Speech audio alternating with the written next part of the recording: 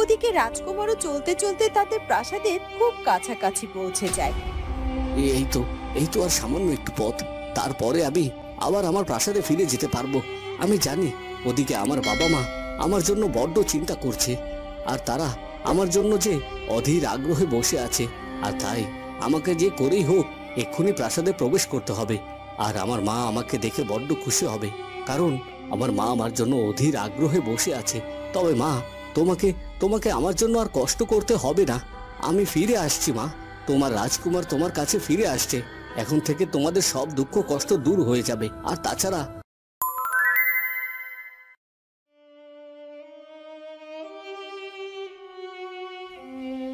রাজকুমার চলতে চলতে প্রাসাদের সামনে চলে যায়। এই তো অবশেষে আমি আমার প্রাসাদে চলে এসেছি। এতটা দিন পরে আমি আমার প্রাসাদে পা রাখতে পেরেছি।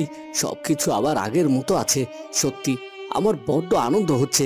আজ প্রাসাদে পা রেখে এখন আমি রাজপ্রাসাদে প্রবেশ করে বাবা মা সবার সাথে দেখা করব, আর সবাই আমাকে দেখে কত খুশি হবে সেটা ভেবে আমার অনেক বেশি ভালো লাগছে। আমি পাখি হয়ে এই প্রাসাদে এসেছিলাম, কিন্তু তখন বাবা মা কেউ আমাকে চিনতে পারেনি, আমাকে এখান থেকে তাড়িয়ে দিয়েছে। আর সত্যি বলতে তাদের তো জানার কথা নয় যে আমি এভাবে পাখিতে পরিণত হয়েছি। আর তাছাড়া হয়তোবা ভাবছে আমি হয়তো আর কোনোদিনও ফিরে আসবো না। তবে তাদের সব ধারণা আমি মিথ্যা করে দিয়ে আজ তাদের সামনে গিয়ে হাজির হব। যাই হোক, আর সময় নষ্ট করব না, এক্ষুনি আমাকে ভেতরে প্রবেশ করতে হবে। এ কথা বলে রাজকুমার রাজপ্রাসাদের ভেতরে প্রবেশ করতে যাবে, আর তখনই একজন কালো চাদর মুড়ি দিয়ে লোক এসে রাজকুমারের হাত ধরে ফেলে। না না, রাজকুমার, আপনি এক্ষুনি রাজপ্রাসাদের ভেতরে প্রবেশ করবেন না। আপনি যদি এভাবে রাজপ্রাসাদের ভেতরে প্রবেশ করেন তাহলে আপনার বিপদ হয়ে যেতে পারে। আর তাছাড়া আপনি যদি এখানে থাকেন তাহলে কেউ দেখে নিলে আর রক্ষে থাকবে না। চলুন, এক্ষুনি এখান থেকে চলুন, যেতে হবে আপনাকে। এসব কি বলছেন কি আপনি? আমি আমার রাজপ্রাসাদে যাব না, আর এখানে কেউ দেখে ফেললে আমার বিপদ হবে। আপনি কি জানেন এটা আমার রাজপ্রাসাদ, আর এখানে আমার বিপদ কেন হবে? আর তাছাড়া আপনি কি জানেন আমি এই রাজপ্রাসাদের রাজকুমার? আর তাই তো এই রাজপ্রাসাদ আমার ঠিকানা। ছাড়ুন, আমার হাত ছাড়ুন বলছি। রাজকুমার, আপনি আমার কথাটা একটু শুনুন, একটু আমার কথাটা বোঝার চেষ্টা করুন। আমি আমার পরিচয় আপনাকে সব কিছু দিচ্ছি, কিন্তু সেটা এখন নয়। আমাদের এখান থেকে অন্য কোথাও গিয়ে কথা বলতে হবে। চলুন রাজকুমার, চলুন, যত তাড়াতাড়ি সম্ভব এখান থেকে চলুন। না না, কিছুতেই না, কিছুতেই আমি এখান থেকে যাব না। আমি অনেকটা দিন পর আমি আমার প্রাসাদে ফিরতে পেরেছি, আর আমার বাবা মায়ের সাথে আমি এখন দেখা করব। আর বাবা মায়ের সাথে দেখা না করে আমি এক পাও কোথাও যাব না। আর তাছাড়া অন্য কোথাও গিয়ে কেন আমি আপনার সাথে কথা বলবো? আগে আপনি আপনার পরিচয় দিন। আপনি এখানে আপনার পরিচয় আমাকে দিন, না হলে কিন্তু আপনাকে আমি আঘাত করতে বাধ্য হব। আপনি আমাকে আঘাত করুন আর যাই করুন, আমি সবকিছু মাথা পেতে দেব, আর আমার পরিচয়টা আপনাকে দেব। কিন্তু তার আগে আপনি আমার কথাটা একটু শুনুন, আমার সাথে আসুন দয়া করে। ওদিকে তোতা পাখি রূপী রামুর স্ত্রী অভাগীর ভালো মাকে জল খাওয়ায়। জল খাওয়ানোর পরে অভাগীর ভালো মা বেশ সুস্থতা অনুভব করে, আর সে তার চোখ মেলে তাকায়। এ কি, আমাকে জল দিল কে? তার মানে কি আমার অভাগী বাড়িতে ফিরে এসেছে? হ্যাঁ হ্যাঁ, তাই হবে হয়তো, কারণ আমার অভাগী ছাড়া যে আমার মুখে জল তুলে কেউ দেবে না। আর তাছাড়া অভাগী ছাড়া তো আমার আর কেউ নেই। অভাগী, অভাগী, কোথায় গেলি তুই মা? আমার সামনে আয়। দুদিন হলো তোর ভালো মা তোকে দেখেনি। তোকে ছাড়া যে ভালো মায়ের বড্ড কষ্ট হয়। কোথায় তুই? আমার সামনে আয় মা। এ কি, দিদি তো অবাগীকে ডেকেই যাচ্ছে। দিদি ভেবেছে ও অবাগী হয়তো বা দিদির মুখে জল দিয়েছে, কিন্তু দিদিকে আমি কি করে বোঝাই যে অবাগী ফিরে আসেনি? আমি আমি তার মুখে জল দিয়েছি, কিন্তু সে তো পাগলের মতো অবাগীকে ডেকেই যাচ্ছে। কিন্তু আমি তো তাকে আমার ভাষাও বুঝতে পারবো না। এখন আমি কি করি? অবাগি মা, কি হলো? আবার কোথায় চলে গেলি তুই তোর ভালো মাকে ছেড়ে? সামনে আয়, সামনে আয় বলছি। অভাগী, অভাগী, তুই কি আমার কথা শুনতে পাচ্ছিস না?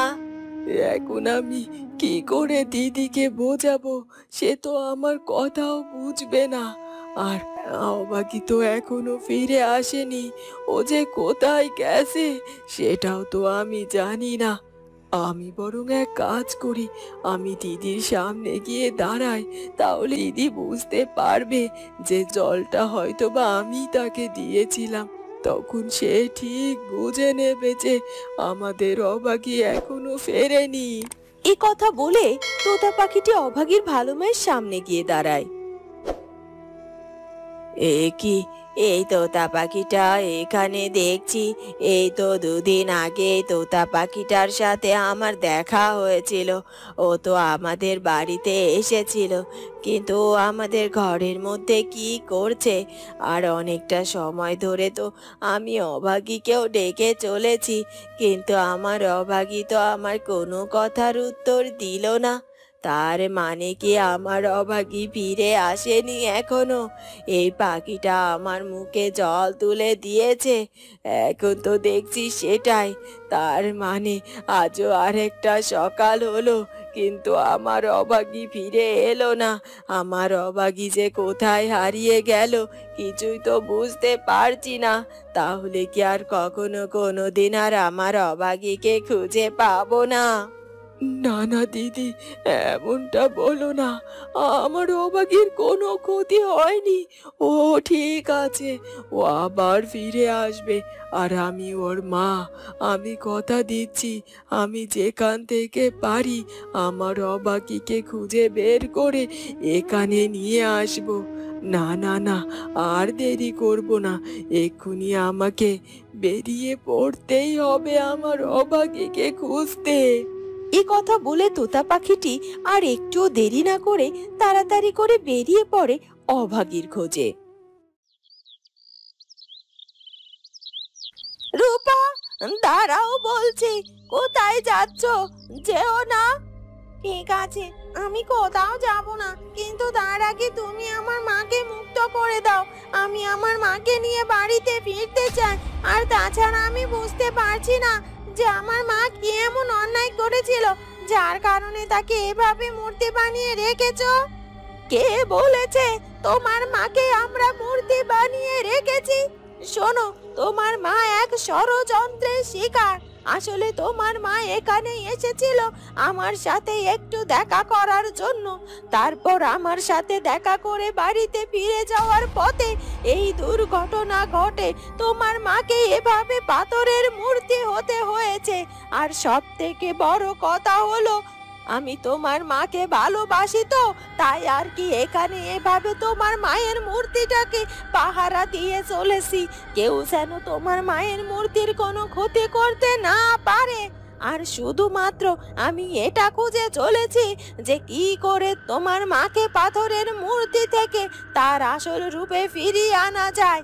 আমি দিন রাত ধরে অনেক চেষ্টা করছি তোমার মাকে আসল রূপে ফিরিয়ে আনার, কিন্তু এখন পর্যন্ত কোনো উপায় পাইনি।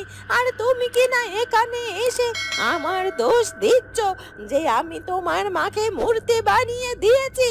তোমার মাকে মূর্তি বানিয়ে আমার কি লাভ আছে বলতে পারো? হ্যাঁ হ্যাঁ, তুমি তো ঠিকই বলেছ, মায়ের সাথে তোমার তো কোনো শত্রুতা নেই। তাহলে তুমি কেন মাকে পাথরের মূর্তি বানিয়ে দেবে? আর তাছাড়া মায়ের সাথে এমন কি হয়েছিল যার কারণে মাকে এভাবে পাথরের মূর্তিতে পরিণত হতে হয়েছে? আমাকে বলো, আমাকে সবটা খুলে বলো। আর আমার মাকে তার আসল রূপ ফিরিয়ে দেওয়ার জন্য আমার যা যা করার আমি সব কিছু করতে চাই।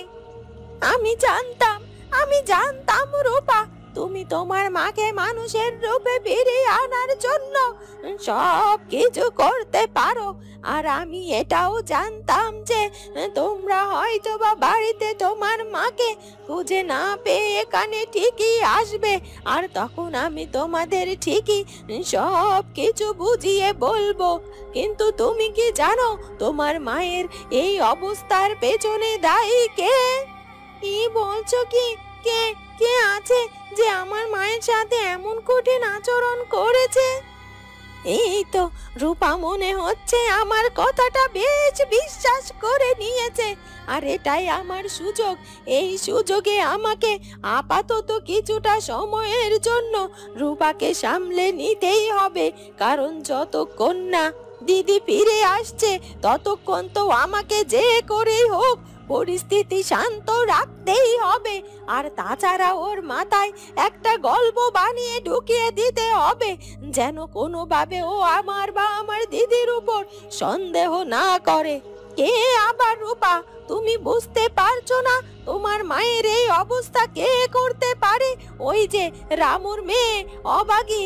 অভাগী তোমার মায়ের এই অবস্থার জন্য দায়ী। এসব কি বলছেন কি আপনি কানি বুড়ি? অভাগী আমার মায়ের এই অবস্থার জন্য দায়ী? এটা আমি কিছুতেই মানতে পারছি না, কারণ অভাগী এমন ধরনের মেয়ে নয়। ও তো অনেক শান্ত স্বভাবের মেয়ে। তাছাড়া মাকে এভাবে মূর্তি বানিয়ে রেখে ওর কি লাভ আছে বলতে পারো? লাভ আছে রে মা, তুই তো অনেক সহজ সরল আর ভালো মানুষ, তাই বুঝতে পারছিস না। তুই কি জানিস অভাগী মনে করে তার মাকে তোর মা মেরে ফেলেছে, তাই তো সে প্রতিশোধ নেওয়ার জন্য তোর মায়ের উপর এত কিছু করছে। আর সব থেকে বড় কথা হলো সে এক সাধুর সাহায্য নিয়ে তোর মায়ের উপর শক্তি প্রয়োগ করে তোর মাকে এভাবে পাথরে পরিণত করে দিয়েছে। আর আমি দূর থেকে সব কিছু নিজের চোখে দেখেছি রে মা। কি বলছো কি? অভাগী অভাগী আমার মায়ের সাথে এত বড় অন্যায় করেছে? ও না জেনে না বুঝে আমার মাকে অপরাধী ভেবে আমার মায়ের এত বড় ক্ষতি করে দিয়েছে। ছাড়বো না, ছাড়বো না, আমি ওকে কিছুতেই ছাড়বো না। ওদিকে মোড়ল মশাই তার স্ত্রীকে কোথাও খুঁজে না পেয়ে বড্ড হতাশ হয়ে পড়ে। তারপর তার মেয়েকেও সে দেখতে না পেয়ে আরো অনেক বেশি ভেঙে পড়ে। এসব কি হচ্ছে কি আমার সাথে? আমি আমার স্ত্রীকে তো কোথাও খুঁজে পেলাম না। এখন কাল রাত থেকে আমার মেয়েটারও কোনো খোঁজ নেই। কোথায় কোথায় গেল আমার মেয়েটা? আর কোথায় বা গেল আমার স্ত্রী? একজন নয়, দুজন মানুষই এভাবে হারিয়ে যেতে পারে না। আর তাছাড়া আমার তো কারোর হাতে কোনো শত্রুতা নেই যে আমার স্ত্রী আর মেয়ের কোনো ক্ষতি করে দেবে। তবে আমি খুব ভালো করে বুঝতে পারছি আমার রূপা হয়তোবা ওর মাকে খুঁজে বের করার জন্য ছুটে বেড়াচ্ছে, তাই ওকে খুঁজে পাচ্ছি না। তবে তবে একটা রাত পেরিয়ে গেল, ওইটুকু একটা মেয়ে আমার কোথায় না কোথায় ওর মাকে খুঁজে বেড়াচ্ছে। আসলে আসলে আমি একজন ব্যর্থ বাবা, আর তাই তো ওর মাকে ওর কাছে ফিরিয়ে দিতে পারিনি। এই জন্য তো নিজেই বাড়ি থেকে এভাবে বেরিয়ে গেছে। কিন্তু কিন্তু কোথায় গেল আমার মেয়েটা এভাবে? ওর যদি আমার পথে ঘাটে কোনো বিপদ হয়ে যায়, ওর মায়ের মতো যদি ওকেও আমি একেবারে হারিয়ে ফেলি, তাহলে কি হবে? কি নিয়ে বাঁচবো আমি? আমার তো ও ছাড়া আর কেউ নেই। না না, অনেক চুপ করে দেখছি, আর আমি চুপ করে থাকবো না। আমি এই গ্রামের মোড়ল, এবার আমাকে আমার ক্ষমতা খাটিয়ে আমার বউকে খুঁজে বের করতে হবে। লাগলে গ্রামের লোকজনকে দিয়ে, সবাইকে দিয়ে আমি ওদেরকে খুঁজে বের করে আনবো। আমার বিশ্বাস আমি কোনো না কোনো ভাবে ওদের খোঁজ ঠিকই পেয়ে যাব।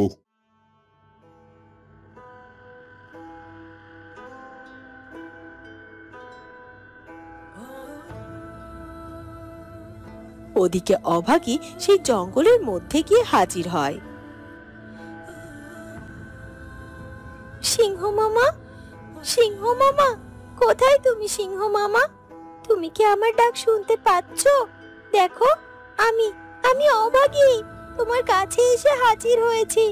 আমি তোমাকে কথা দিয়েছিলাম না, আমার কাজ সম্পূর্ণ হলে আমি আমার বন্ধুকে আবার মানুষের রূপে ফিরিয়ে দিয়ে তোমার সামনে এসে হাজির হব। আমি আমার কথা রেখেছি সিংহ মামা। কোথায় তুমি? দেখা দাও। অভাগীর ডাক শুনে সেই সিংহটি আড়াল থেকে বেরিয়ে আসে আর অভাগীকে চোখের সামনে দেখে সে বড্ড খুশি হয়ে যায় আর অবাকও হয়ে যায় বটে, তবে সে অভাগীর সামনে এসে চুপচাপ দাঁড়িয়ে থাকে।